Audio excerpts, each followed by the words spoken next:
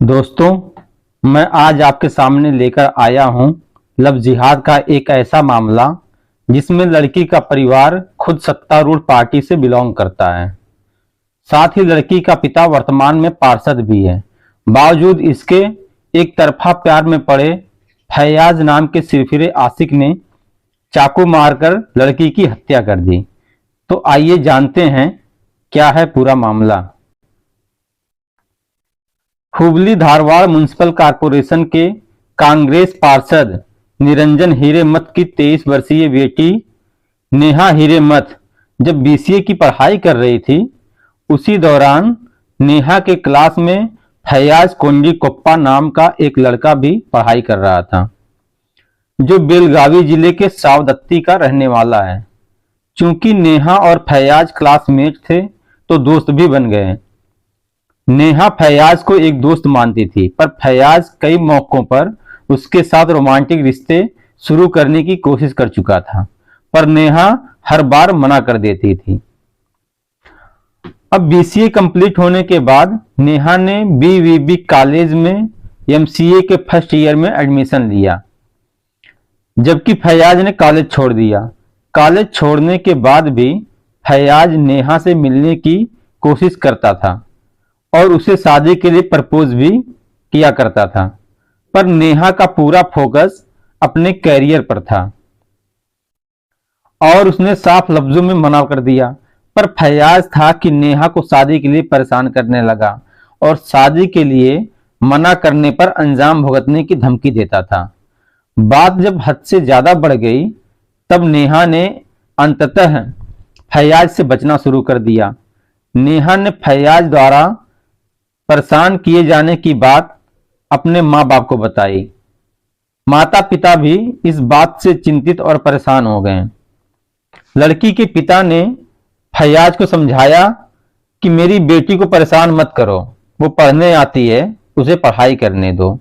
लड़की के पिता ने फैयाज से यह भी कहा कि हम दोनों का धर्म अलग है, इसलिए हम तुम्हें शादी करने की अनुमति नहीं दे सकते। लेकिन फैयाज का नेहा को छेड़ना जारी रहा।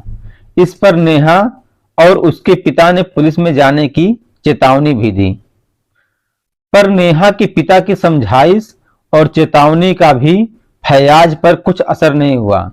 इसलिए फैयाज से अपनी बेटी को बचाने के लिए नेहा के पिता खुद ही उसे कॉलेज छोड़ने और लेने जाने लगे। करीब 2 महीने पहले नेहा बीमार पड़ गई और कुछ दिनों तक कॉलेज नहीं आई। क्योंकि उसका एग्जाम शुरू हो गया था, इसलिए ठीक होने के बाद वो खुद से ही कॉलेज आने जाने लगी।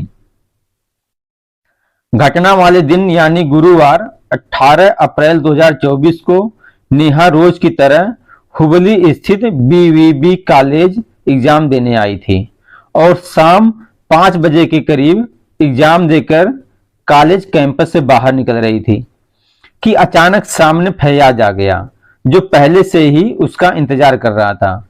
नेहा को देखते ही उसने उसका रास्ता रोक लिया और कुछ बात करने की कोशिश की, पर नेहा उसे अवॉइड करते हुए साइड से आगे बढ़ने लगी। इस पर फैयाज भड़क गया और अपने साथ लाए चाकू से नेहा के गले और पेट सहित शरीर पर चाकू से 7 वार किए। चाकू का पहला वार लगते ही नेहा नीचे जमीन पर गिर गई, पर फैयाज रुका नहीं और वो ताबड़तोड़ वार करता रहा। अचानक हमला होते देख वहां मौजूद लोगों को पहले तो कुछ समझ ही नहीं आया, फिर हमलावर का ध्यान भटकाने के उद्देश्य से जोर जोर से शोर मचाने लगे। हमले के बाद फैयाज ने भागने की कोशिश की, लेकिन कुछ छात्रों ने उसका पीछा किया और पकड़ लिया और गुस्साई भीड़ ने उसकी पिटाई कर दी, जिससे फैयाज को भी कुछ चोटें आईं। खून से लथपथ नेहा को कॉलेज के स्टाफ और दूसरे स्टूडेंट्स पास के Kempegowda institute of medical sciences KIMS hospital ले गए, जहां नेहा को मृत घोषित कर दिया गया। कॉलेज कैंपस में लगे सीसीटीवी फुटेज में दिख रहा है कि नेहा कॉलेज कैंपस से बाहर जा रही थी। इसी दौरान फैयाज उसके सामने आ गया। दोनों के बीच पहले कुछ बातचीत हुई, इसके बाद फैयाज ने नेहा पर चाकू से हमला कर दिया। अब आइए देखते हैं इस वारदात के बाद राजनीतिक पार्टियां और प्रशासन ने किस किस तरह अपने बयानों से इसे और मामले को उलझा दिया है। हुबली धारवाड़ की पुलिस कमिश्नर रेणुका एस सुकुमार ने कहा कि नेहा और फैयाज एक दूसरे को पहले से जानते थे। दोनों बीसीए के दौरान क्लासमेट थे। फैयाज के बताए अनुसार नेहा उसके साथ रिलेशनशिप में थी। कुछ दिनों से अचानक वह उससे दूर रहने लगी थी। नेहा ने उसका प्रपोजल ठुकरा दिया था, जिसके कारण फैयाज ने घटना को अंजाम दिया। उन्होंने ये भी बताया कि इस मामले में एफआईआर दर्ज कर ली गई है और घटना के 1 घंटे के अंदर आरोपी को गिरफ्तार कर लिया गया है। उन्होंने कहा कि सारी कानूनी प्रक्रिया पूरी कर ली गई है और आरोपी को जुडिशियल कस्टडी में भेज दिया गया है। जबकि मृतका के पिता ने कहा, आरोपी ने मेरी बेटी को प्रपोज किया था, लेकिन उसने उसका प्रपोजल ठुकरा दिया। वह उसे पसंद नहीं करती थी, इन चीजों से दूर ही रहती थी।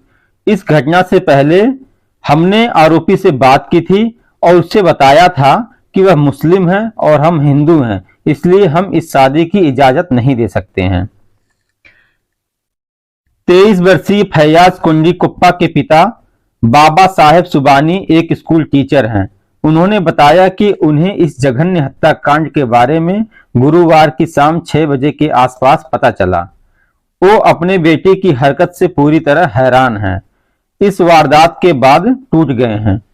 उन्होंने नम आंखों से कहा, फैयाज को ऐसी सजा दी जानी चाहिए कि भविष्य में कोई ऐसा करने की हिम्मत ना कर सके। मैं हाथ जोड़कर नेहा के परिवार वालों से माफी मांगता हूं, वो मेरी बेटी जैसी थी। बाबा साहेब सुबानी ने कहा कि वो और उसकी पत्नी पिछले 6 साल से अलग रह रहे हैं। फैयाज अपनी मां के साथ रहता था। उसे जब भी पैसे की जरूरत होती थी उनसे मांग लेता था।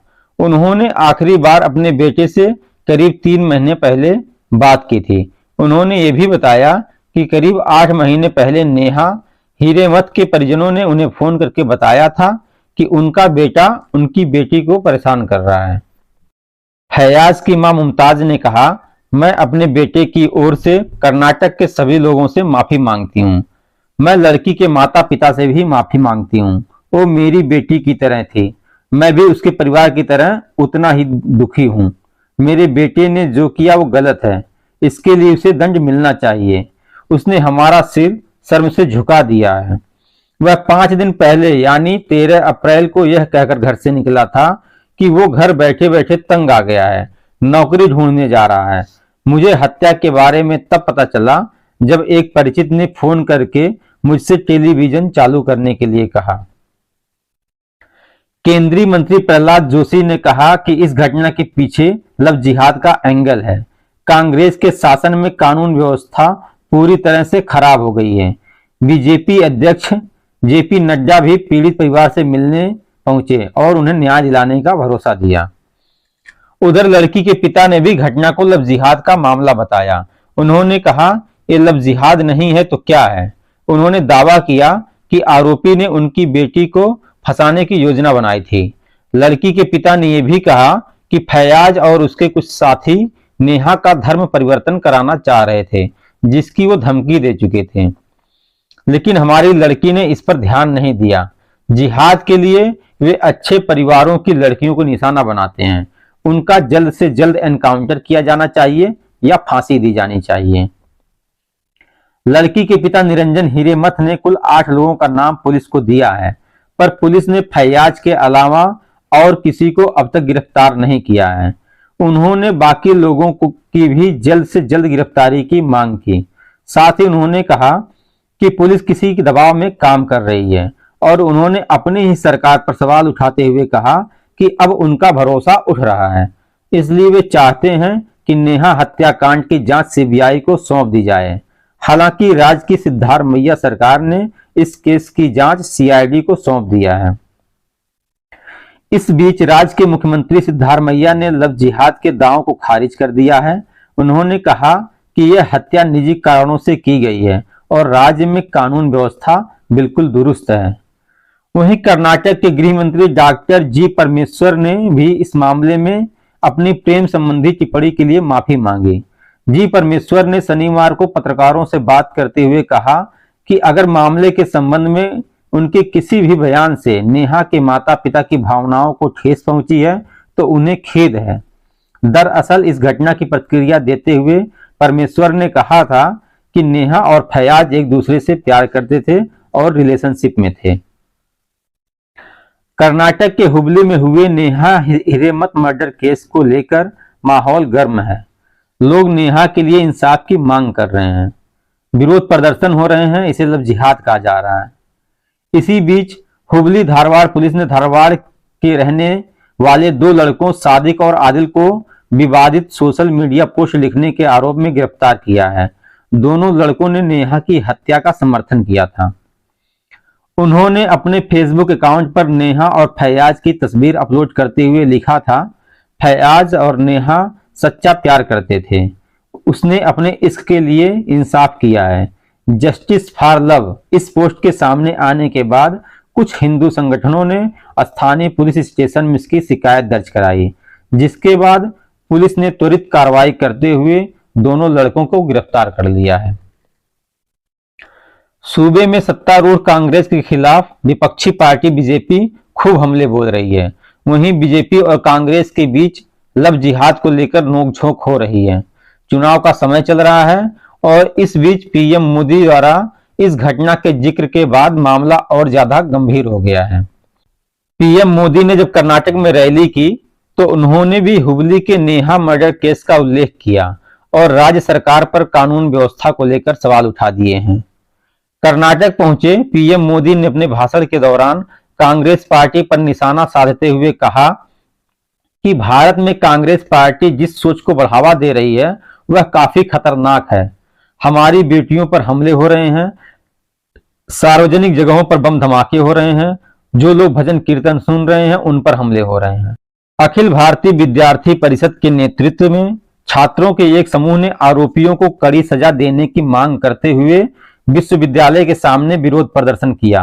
गुरुवार देर रात हिंदूवादी संगठनों के सदस्य भी विद्यानगर पुलिस स्टेशन के सामने इकट्ठा हुए और मांग की कि पुलिस आरोपियों की हिरासत उन्हें सौंप दे। उन्होंने शहर के वकीलों से भी अदालत में आरोपियों का प्रतिनिधित्व करने से परहेज करने का आग्रह किया। तो दोस्तों, ये था नेहा हिरेमत के साथ हुए लव जिहाद की घटना का पूरा वाकया। तो आप बने रहें हमारे YouTube चैनल के साथ और लव जिहाद जैसे घिनौने कुकृत्यों से खुद को, परिवार को और समाज को सचेत करें और सावधान रहें। हमारे चैनल को लाइक और सब्सक्राइब कर लें और साथ ही बेल आइकन का बटन दबा लें, जिससे हमारी आने वाली नई वीडियोज आप तक पहुंचती रहें। जय हिंद, वंदे मातरम।